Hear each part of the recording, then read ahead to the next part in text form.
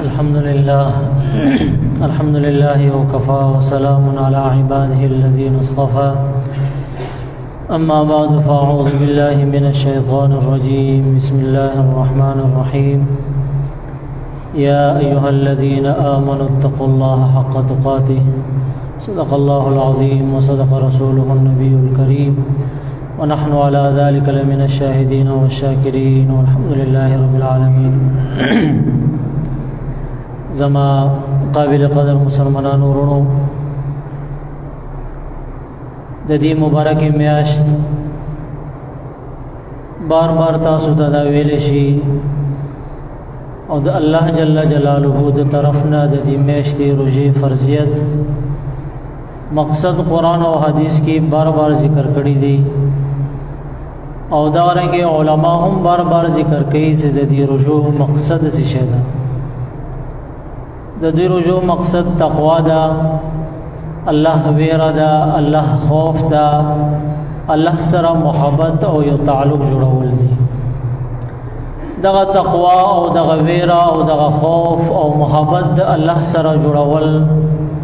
مختلفو ذرایع سره جوړیږي نو هغه کې غټه ذریعہ دغه روزي نیول دي کوم انسان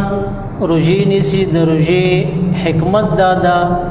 ساينس اندغه تحقیق کړه دا کوم انسان الوګه تیری تند تیری د دې پزړه کې نور پیدا کیږي هغه روشنی الله منتقل کوي دویم دا غویرا او خوف تقوا او محبت الله سره چې انسان حاصلې روزي نیولو سره هغه خلق سره صحبت اختیار کی ساوي د الله سره تعلق وی محبت وی زړه کې د الله ویرا او خوف وی بدا ویرا او خوف او محبت الله خود به خود هغه مرګري ته هغه منتقل کوي اثر ورته کوي خو تقوا زمون تقوا هو دغه تقوا د صرف روزي پر هغه تعلق وی هغه شذور نزان ستو کوم شذور الله مونږ من کړیو هر یو مؤمن هر یو مسلمان دا کوشش وی سبدی روزي کې د دې شذور نزان ستي اوس کله دغه مبارکه میاشت راشي به هغه شانتي محتاج زندگی تیرول الله سمره احکامات دی به هغه باندې عمل کولو کې به د هر یو مؤمن هر یو مسلمان به هغه کمزوري ظاهر وي او عبادتو کې هم په اعمالو کې هم په ارزش کې به هغه کمزوري وي حالانکه دې ته تقوا نشي ویلې دې ته د الله خوف او د الله سره محبت دې ته نشي ویلې خپل رب سره ستا صرف د روزي مشت کې محبت تعلق وي او به ورسته محبت او تعلق نه وي نو دغه د روزي مقصد د حاصل دل ندي او نه د الله سره دغه محبت او مظاهره ده حالانکه محبت او تقوا مظهر دادا څنګه دا د الله نه فرمانی وشي فورا الله ته متوجه شي کوم عمل د شی عمل درنه وشي ست پويږي د شریعت او د الله نه فرمانی په زمري کې رسی فورا ته الله ته متوجه شي الله نه د دې بخنه وغړي الله نه مفي وغړي دې ته تقوا ویل شي ویره ویل شي او محبت ویل شي جابر رضی اللہ تعالی عنہ یہ روایت ذکر گئی سب عمر علیہ الصلوۃ والسلام کو خدمت کی نوجوان ثعلبہ بن عبد الرحمن رضی اللہ تعالی عنہ اغبر اطلب عمر علیہ الصلوۃ والسلام کو خدمت کی بحاضرو عمر علیہ الصلوۃ والسلام خدمت به کولو وی ورځ به عمر علیہ الصلوۃ والسلام سکار پسې دغه ثعلبہ بن عبد الرحمن ولی ګلو سے ثعلبہ دغه پلانکې کار دغه وکا او دغه ثعلبہ بن عبد الرحمن رضی الله تعالی عنہ روان شو هغه کار پسې صبوري یو انصاری کور دا مخکې صحابه خو د تنگ دستی زندگی تیروله د غربت زندگی تیروله د شکرونه د سیاغه تنظیمات نو هغه کور پردې نه و نو دغه ثعلبہ بن عبد الرحمن رضی الله تعالی عنہ ز باغزه باندې تریدو نو د یو انصاری صحابي په کور باندې نظر پرې وته لغه کې او ځوانان ناسته واغه غسل کولو باغ باندې نظر پرې وته دغه نظر پرې وته دی بزرګ د الله هغه ویر او خوف مخکره موجودو نور هغه خوف او ویری کې هغه دومره هغه شدت راغللو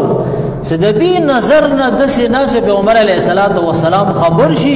ستا په یو پردی زنانا باندې نظر هغه چول او هغه دسترګي غړولې دي زو به څه جواب ورکوم فورا هغه کار پریدا ول هغه د مکی او مدینه غرور طرف ته ثعلبہ بن عبد الرحمن رضی الله تعالی عنہ هغه لاړو غرور طرف ته هغه غرونه کې چغي وهي تللی وي الله تسلونو کې چې الله نه فرمانی را نشوي دا دستانه فرمانی را نشوي دا د پیغمبر نه فرمانی را نشوي دا الله تعالی بخنه وکي سلوی خوري زی تیر شي پیغمبر علیه الصلاۃ والسلام په تشویش کې دا ثعلبه بن عبد الرحمن شرط تله دا جبرائیل علیه الصلاۃ والسلام ورته راغلو پیغمبر علیه الصلاۃ والسلام ته سلام وکړو یا رسول الله الله سلام اچي او سلام نه بعد د عرض کې سستا یو امتی ته د مکی او مدینه په غرونو کې هغه چغي وای الله نه پناه غواړي ستا یو امتی دا هغه تاسو وکړه پیغمبر علیه الصلاۃ والسلام عمر رضی الله تعالی عنہ دغه رنګ سلمان فارسی رضی الله تعالی عنہ ولګل څور شه دغه امتی چوکتا او راولې وګورې دا چوکتا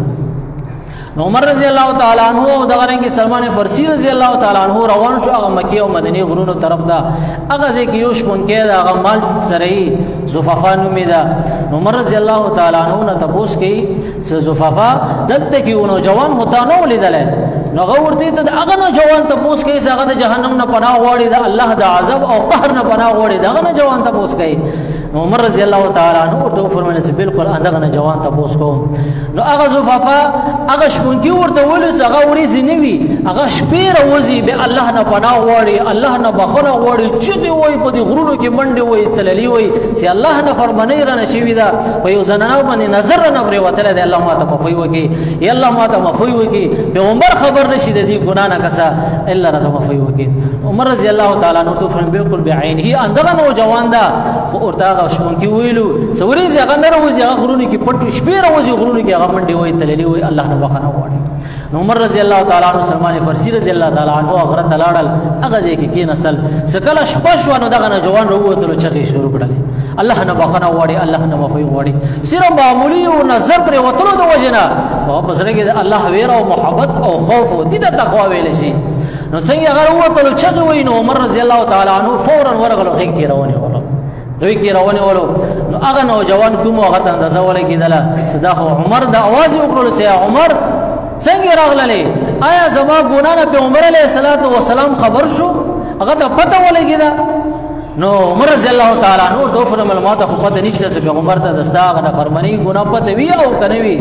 خلاصه څو پیغمبر علیه الصلاۃ والسلام په مجلس کې پرون دستا تذکرہ کېدله پیغمبر علیه الصلاۃ والسلام مجلس ته حاضر وو نو دیور سره وعده وکړل چې زدر سره سم خو په دې شر باندې ثم مسجد نبوي ته په داسې حالت کې بنوځو چې پیغمبر علیه الصلاۃ والسلام په مرموز باندې ولاړ داسې زنه وزم هغه وخت کې نوځو چې کله پیغمبر علیه الصلاۃ والسلام په المنزل باندې ولاړ بیا مسجد نبوي ته نوځو عمر رضی الله تعالی عنہ ته فرمایله ډېر خدا مسلمان فارسی رضی الله تعالی عنہ عمر رضی الله عنه جوان روان کړلو هغه المنزل ټیم ته مسجد نبوي ته راغلو جمع ولاړو پیغمبر علیه الصلاۃ والسلام نو عمر رضی الله تعالی عنہ سلمان فارسی فورا هغه جمعه سره شرکت وکړلو پیغمبر علیه الصلاۃ والسلام سره هغه په جمع کې شریک شول خدای نه جوان څنګه ته پیغمبر علیه الصلاۃ والسلام هغه تلاوت اوردل فورا بهوش شو بهوش شو څنګه پیغمبر علیه الصلاۃ والسلام منځنه فارغ شو عرض یو کړو چې عمر او نوجوان د څکړلو صحابه د څکړلو عمر رضی الله تعالی عنہ ورته فرمایل څنګه دغه بهوش پروت عمر علیه الصلاۃ والسلام منځنه فارغ شو دعا نه فارغ شو راغللو وای خو زول هوش کې راغللو پیغمبر علیه الصلاۃ والسلام فرمایي چې صحابه ته چې تلاړوي دومره ورېزه ته نه کوم ځای تلاړوي دی ورته ول یا رسول الله ما نه ګناه شوی و نه فرمانی را نشي و د استاو د الله نه فرمانی شوی و هغه نه ډېرېدم چې د سینات زما ګناه نه خبر شوی دی وجنه لاړم الله نه بخنه د بارا غرونو کې ما الله ته چغېواله نو پیغمبر علیه الصلاۃ والسلام ورته فرمایل خو نه ده زه درته یو آیات وخم هغه آیات ورد کوه الله به درته ټول ګناهونه معاف کړي نو صحابه فرمایل څنګه آیات کوم ده نو پیغمبر علیه الصلاۃ والسلام ورته فرمایل ربنا آتنا فی الدنيا حسنه وفي الاخره حسنه وقنا عذاب النار د دې ور وک الله ورته ټول ګناهونه معاف کړي صحابه ورته فرمایل یا رسول الله زما ګناه دینه غټه ده نو پیغمبر علیه الصلاۃ والسلام فرمایل ستا ګناه نه اندغه آیات غټه الله به درته معاف کړي بیا به وشي راغله پیغمبر علیه الصلاۃ والسلام صحابه ته عرض وکړو چې کور ته رخصت کړلو څکله کور ته رخصت کړلو خو هغه ویر او سره موجود و الله مفي نه وکړي دی خدا مختلف څه په دې معلوم شه الله ما ته مفي وکړله نو سلمان فارسی رضی الله عنه دی بعد بیا پیغمبر علیه الصلاۃ والسلام مجلس کې حاضر شو. پیغمبر علیه السلام ته فرمایله یا رسول الله ثعلبه په مرګي حالت کې دا سخت تکلیف کې دا اخیری وخت دا حاضر شو ورته ډیر په تکلیف کې دا پیغمبر علیه الصلاۃ والسلام بیا ورته راغلل هغه سر راوخه سره پیغمبر علیه السلام خپل غیږ کې کېدولو فورا غیږ نه سره کوز مزمه کې باندې کېدولو. پیغمبر علیه السلام فرمایله یا ثعلبه ویلي زما غویګه نه دوخه زما پتون مبارک نه دوخه سستامو تاثر ور باندې ما کېدولو او ته یا رسول الله ډیر ګناګار یم ستا دغه پتون مبارک ډیر مبارک پتون د ډیر ګناګار یم زما څنګه غوړي چې دغه ګناګار سره او کپرې ستا په هغه پتون باندې کېدو. بیا به عمر علیه السلام ورته فرمایل سزره د څو مراد د څو غواړي نو ثعلبه ورته فرمایي یا رسول الله نور سره غواړم خو سره دا غواړم چې الله منشا زه معلومه کوم چې الله ما ته مفید کړی دا غنه کړی. لیا پیغمبر علیه السلام جواب نو ورکو فورا جبرئیل علیه السلام ربو شو. نو پیغمبر علیه السلام ته فرمایي الله سلام در باندې اچي او به فرمایي چې د دې ثعلبه په دومره ګناه کړی و دومره ګناه چې د روی زمين ډک شو بیا الله دې ته معافي کړی و دا ګناه خو مرته خود معاف کړی دا. پیغمبر علیه السلام د جبرئیل علیه السلام حالات ذکر کړلو او خوشخبری ورته سناو که الله دې ته معافي کړی دا. نو په دې خبره سره ثعلبه او چیغه وله هغه روح الله ورنه قبض کړه. دغه خلق دي دو سره د الله ویره او محبت او تقوا به کتابونو کې لیکلي دي روایت کې رسول پیغمبر علیه السلام حکم وکړلو چې دفن وکړي او دا غرنګي دفن تنظیم وکړي چې کله جنازه تیار شو پیغمبر علیه السلام خپل خپې مبارک د سوچته وړلې هغه غوتو باندې به مزل کولو پوند نه کې دا ولا صحابه عرض وکړلو جنازې نه بعد یا رسول الله ویلي نو پیغمبر علیه السلام ورته فرمایل سدید دسم هغه ازره کې الله ویره او محبت او خوف هغه د وجه الله نه دي دومره په هغه شدت سره خپل بخنه وخت دا الله هغه باندې دومره رضی او فرشتي دومره رضی وي سدو فرشتو دومره هغه رشو په دې جنازې کې چې ما پوند نه شو لګولای د سینې تکلیف نه رسول فرشتو ته هغه جنازې د فرشتي ورته راغلي وي. یقینا سید یو مسلمان د دې روزي مقصد حاصلې هغه دې طریقې سره حاصلول شي کله د فرمانو شي فورا الله ته توجه کول پکار دي کله د الله نه فرمانو شي فورا الله ته متوجه کول پکار دي. ثعلبه رضی الله تعالی زمون په شان دي انسان او بنداو وزرګي د الله ویره او محبت الله ګناهونه مغفر غفور رحیم دا انداز او کو الله د روزي کو مقصد د الله ته حاصل کی هم څومره ګناهونه کړی دي الله ته توفیق نصیب کی تو ګناه سره الله دغه ګناهونه معاف کی نه کو اعمالو توفیق نصیب کی. واخر دعوانا الحمدلله رب العالمین. اخلاص را دعا وکړه حاضر جمع نه رحمږي په دې جمع کې څه قسم شریعه حاجتونه وي دنیوي خلات او پرګي سره مشکلات وي رفع دفع کې الله مبارک همیشه ټول مسلمانانو د روزي قبول کړي عبادت او طاعت قبول کړي څومره پرشنې دي له پرشنې ټول مسلمانانو خلک سره ذریعہ ربنا ترسګي ورونه کې زنانه دي له کوم عبادتونو کې قبول او منظور وګرځي روزي کې پرشمه کې کوم خدمتونو کې الله قبول او منظور وګرځي ټول امت مسلمه باندې رحمه کې سره مسافر دي خوشاله سي سره بیمارانو ټول صحت کامله اجر نصیب کې او فیض امر الى الله ان الله مسلم.